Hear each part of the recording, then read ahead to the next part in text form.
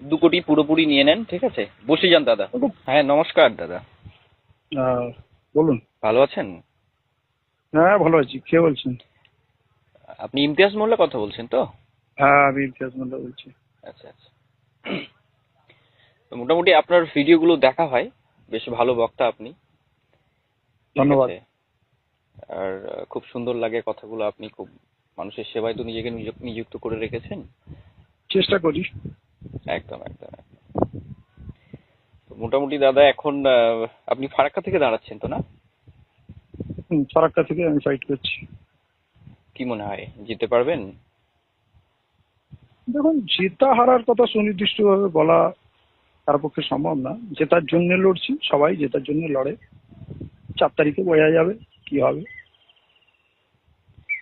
আহ, কিন্তু যতটুকু আমাদের মনে হয়, আমার মনে হয় একটু 30। তাড়াতাড়ি বলবেন, ইলেকশন চলছে তো, এত হ্যাঁ, সময় নেই কথা বলার দীর্ঘ।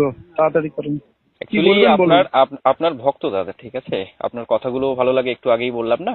আপনার কথাবার্তাও ধন্যবাদ, ভালো লাগে, ধন্যবাদ। সবকিছু। ভালো থাকবেন। হুম। তো যেটা বলছিলাম, হুম। মোটামুটি ফারাক্কা থেকে তো আশা করছি 30-35 হাজারে আপনি গিয়ে আটকে যাবেন, জিততে পারবেন না দাদা। সেটা তো সময় বুঝবে। আমি নিজেও বলতে পারবো না এখন 30,000 35,000 পাবো না 50,000 পাবো, হ্যাঁ, না তার থেকে কম পাবো। এইটা আগাম বলা খুব অ্যাসেসমেন্ট করা খুব। দেখুন, আমরা তবে হ্যাঁ, ফিল্ডে আছি। মানুষ ভালোবাসে। বাকি পলিটিশিয়ানদের যেমন লোক ঘৃণা করে, সেই তুলনায় মানুষ আমাকে ভালোবাসে। সে যে দলই করুক, আমার সঙ্গে সদ্ভাব রাখে, হাত মেলায়, গল্প করে, চা খাওয়ায়, ছবি তোলে। আমি একটা ডিফারেন্ট ক্যারেক্টার। হুম। একদমই তাই, নিঃসন্দেহে আপনি বাকি ভালো ভোট মানুষ। ভোট কি হবে সেটা পরের কথা। তো আমরা তো ফিল্ডে আছি দাদা, আমরা হুম। বুঝি ব্যাপারটা। ইন্টারনাল হুম। এটা খবর আছে, আপনি মোটামুটি জিততে পারবেন না দাদা, 30-35-এ গিয়ে আটকে যাবেন। তো একটা প্রপোজাল ছিল আপনি আপনাকে কি দেওয়ার। আইবির লোক? কি আইবির লোক? না এত না, এটা সুনির্দিষ্ট করে বলছেন। এটা এটা এটা এটা জানার দরকার নেই। যেটা আমার প্রপোজাল আছে, একটু বোঝার চেষ্টা করুন। কি প্রপোজাল এটা আছে? এটাই ভালো হবে, আপনি বসে যান দাদা। বসে বিজেপি যাবে? বেরিয়ে যাবে ওখান থেকে। হ্যাঁ হ্যাঁ, আপনি তো বসে যান। বিজেপি বেশি যাবে তো বাকি দলগুলোকে গিয়ে বলুন, হ্যাঁ, তারা বসে যাক। আপনি আমি 1 বছর এই মাটিতে পড়ে আছি এবং 14 বছর ধরে যাতায়াত। এখানকার মানুষের যে কি কষ্ট আপনার মনে হয় আইডিয়া নেই। এখানকার মানুষের মূল জীবিকা বিড়ি বাদে, মেয়েরা সকাল থেকে রাত পর্যন্ত বিড়ি বাদে কাজ করার জন্য বিদেশে অন্য রাজ্যে গিয়ে কাজ করতে হয়। তাদের লাশ আসছে, তাদের ওখানে পুলিশি অত্যাচার, জেলে লোক ভুরি ভুরি বন্ধ, এখানে গুন্ডারাজ চলছে, কোনো উন্নয়ন নেই। এত কিছু দেখার পর আমি তো একটা আদর্শ নিয়ে তাদের জন্য আমি আমার জীবনের এই প্রান্তে এসে লড়ছি। তো আপনি বলছেন যে বসে যান। তারপরেও আমি বলছি, বসে গেলে লোক আমাকে কি বলবে? যে নিশ্চয়ই কারো কাছে পয়সা খেয়ে বসে গেছে, কিছু সেটেল করেছে। আপনি এর মা- মানে বোঝেন? মানুষের কথাই ছাড়ুন দাদা, আমি আপনারটাই বুঝুন। বসে যান, বিজেপি বেরিয়ে যাবে ওখান থেকে, বলছি তো। মোটামুটি ম্যাক্স তো টু ম্যাক্স বিজেপি 30। বেরিয়ে যাবে তো কি আমার দায়? আমি তো প্রথম দিন থেকে 1 বছর ধরে এখানে লড়াই করছি। তাহলে বাকি লোকগুলো এখানে কেন দাঁড়াচ্ছে? তারা ভোট কাটবে, বিজেপি বেরিয়ে যাবে, তাদের দায় নেই? সব দায় আমার? আমাকে এরকম কথা অনেকেই বলছে, ঠিক আছে? তা আপনি বলছেন এখন তা না, প্রথমে শুরু করলেন ভালো ভালো কথা দিয়ে, এখন যে কথাটা বলছেন এরকম নোংরা কথা। বসে যান, বসে যান। দাদা, রাগ করার কিছু নেই, আমার কথাটা ঠান্ডা মাথায় বিচার করুন, বোঝার চেষ্টা করুন কথাটা। আপনি কি বুঝবো হচ্ছে? একটা আহ, মিলজুল করে একটা নেগোসিয়েশনে আসুন, ঠিক আছে? কত লাগবে বলুন, 50 মানে দিয়ে দিচ্ছি, 50-এর মতো, ঠিক আছে? আপনি বসে যান দাদা। আপনি কোন পার্টি থেকে বলছেন? কার হয়ে কথা বলছেন ও, আপনি আপনি এসব কথা? ক্রিম খান না দাদা, আপনি ক্রিম খান, আপনি অত জানার আপনার প্রয়োজন নেই, আপনি আপনি তাহলে ক্রিম আমাকে খান। চেনেন না।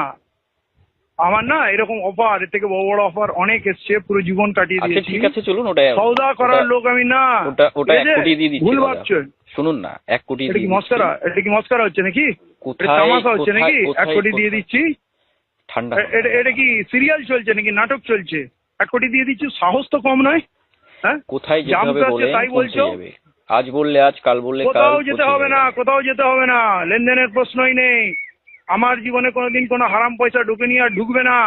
ঠিক আছে? আমার জন্য আমার আল্লাহ যেটুকু করেছে, দুবেলা দুটো রুটি খাই, শান্তিতে ঘুমাই, এর থেকে বেশি আমার কিছু চাই না। তাহলে তো কবেই বিক্রি হয়ে যেতাম, কবেই দাদা, দু মন্ত্রী কোটি হয়ে নিয়ে যেতাম। নেন, 2 কোটি নিয়ে নেন, ঠিক আছে? পুরো ফুল আরে শালা, একদম দু যা কোটি নিয়ে পাচ্ছে নেন। তাই বলছে। শয়তানের বাচ্চা কোথাকারের। তুমি কার সঙ্গে কথা বলছো তুমি জানো? ফালতু কোথাকারের। বিক্রি হবে বাজারে অন্য কোনো লোকের কাছে যাও। ফালতু নোংরা কথা এখানে বলবে না, নাহলে আমি সামনে থাকলে তোমাকে পুঁতে দিতাম। দাদা দেখুন একটু, নোংরামের একটা সীমা আছে। আরে নোংরামের একটা সীমা আছে, কার সঙ্গে কথা বলছো? আমি তাহলে তো আমরা সিপিএম কংগ্রেস, আমার যদি টাকার লোভ থাকতো না তো জীবনে সিপিএম কংগ্রেস তৃণমূল করে নিতাম, কাটমানি খেতাম, তোলাবাজি করে নিতাম, অনেক কিছু করে নিতাম। পুরো জীবনে আমরা কোনোদিন কোনো হারাম কাজ করি না, বেইমানি করি না, আমরা মানুষের জন্য জীবন সঁপে দিয়েছি এই ভেবে যে আমরা একদিন ভালো দিন দেখবো, আমার সমাজ ভালো দিন দেখবে, আর আমার জন্য আল্লাহ জান্নাত তুলে রেখেছে। তুমি তো কি বুঝবে জান্নাতে, তুমি কি বুঝবে?